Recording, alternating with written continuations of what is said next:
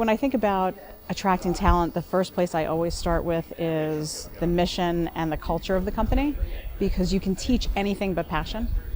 And so hiring people, looking for people, and in those initial recruiter conversations, really focusing on what are the things that get you excited about coming to work every day. Because I can train you to do anything else. Take a smart person who's very passionate, and there's basically no job they can't do.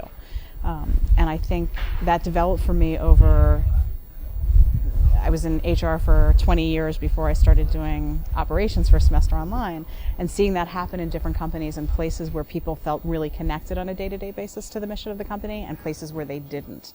And seeing not only the turnover and retention issue, but the discretionary effort somebody will give when they're very passionate about what the company is doing and they understand how what they do every day is tied to that company mission. I think it really starts with the people who do the recruiting every day. They have to be the most passionate advocates for your culture.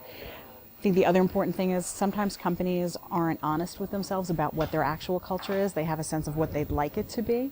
And if that's what you're hiring to, there's always going to be a disconnect. And instilling in the managers that you have in any company, helping them talk about mission to their employees and how it ties back to what you are doing. If you understand how what I do every day results in moving that mission forward, then it's all sort of easy to pull together. And I think people think about company culture and they think about, the cool things that you get. It's not about perks. It's not about dry cleaning services and having a foosball table. It's about a shared set of values. And if you focus on instilling those values and reinforcing them and recognizing them, it's actually a pretty easy equation. The best employees come from the best employees you already have. So having a strong program where people can refer someone they know in, a referral is always the best. For 2U, we've been really successful with internship programs. We give our interns real work. It's not go get somebody's coffee. We get them very, very involved really early. We bring interns back over and over again. It's really a long job interview. That's an excellent place to get your best employees from. And I think understanding in the interview process, not just focusing on what's your past experience, so I know that you have the skills to do the job, but talking to people about what gets you excited. Why did you like that position? What were the things that you hope to never do again? I think those are the kinds of driving at those types of questions will give you results in addition to, do I know how to write that grant is one thing. Am I going to get excited about writing that grant for this organization because I really believe it makes an impact? That's the second half of the question that a lot of people just don't ask. What people really want in their jobs, they want to obviously be compensated appropriately. Perks are always nice, but people don't stay at companies for money, and they don't stay at companies for perks. You don't hear about, people don't stay at Google because there's dry cleaning and because they have, these other cool things.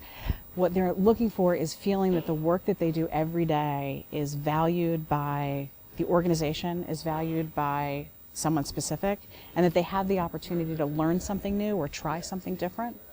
I think that's harder in a smaller organization if there aren't the opportunities to expand into different things.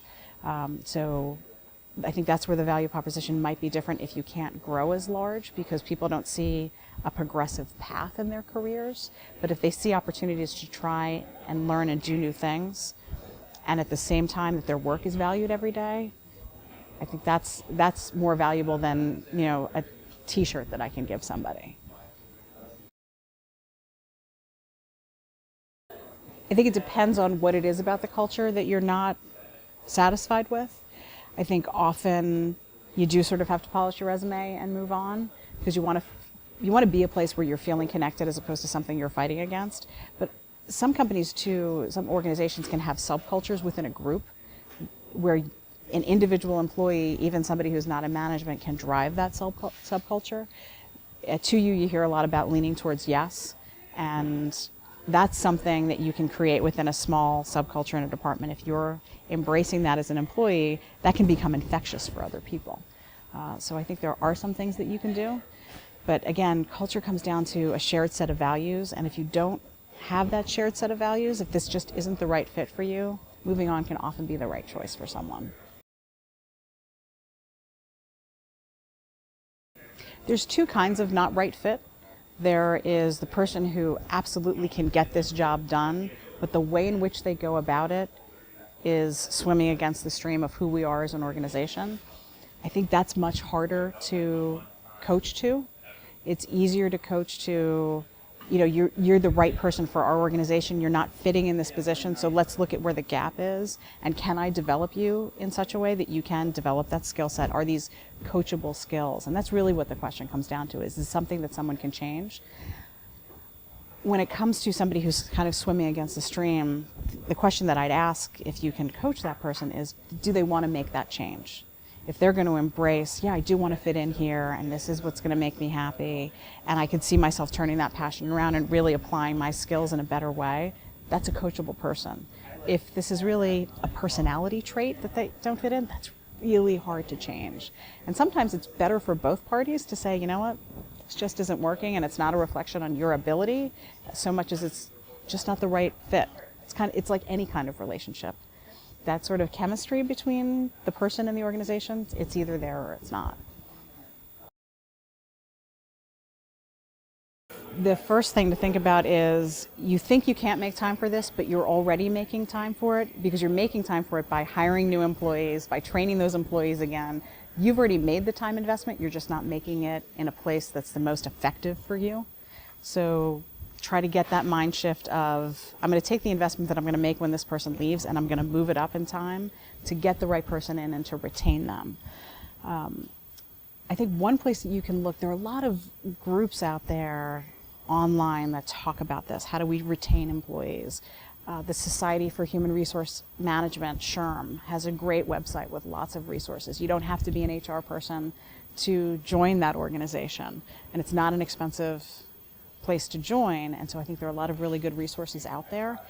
There are also a number of graduate schools where people are focused on human resource management, connecting with a professor at one of those schools, because it's a great project for a graduate student to come in and help you with this answer in your organization. So that's a terrific free resource. They come in, they learn about your company, they give you some free advice, and they can help you move that dial. They're motivated to do it, you get some benefit out of it. I think it's, a number of organizations over a number of years where we did it right, where we did a terrible job of it. I worked for an organization where I saw the company say, we really want to change the company culture, but it was about putting up plaques around the office and giving everybody a card that said, these are our shared values. And then working for companies like 2U, where we really do live the mission every day, and we believe what we say, and seeing where that works. I think those are the couple of places, and the places that make me the happiest. I think about why I've moved on for different positions. There's an old expression that people join companies but they leave managers, and I think that's pretty true. So I think I've just seen that happen over and over again. I hear companies talk a lot about what their competitive advantage is, and I think that's true in the arts as much as it's true anywhere. What is it that makes your organization different and special? And you hear people talk about it's our technology, or it's our philosophy, or it's our approach, and I think at the end of the day, it's the people, because the people make up all of those things. They create everything that you have, and they live that set of values every day. And so I think if I had a takeaway for anybody, it is the greatest resource that you have lives within the people that you hire every day. That's where you should be making your investment. And when you make an investment in somebody and you get discretionary effort out of that person because they appreciate those opportunities, it pays you back. It's worth every minute that you spend on it.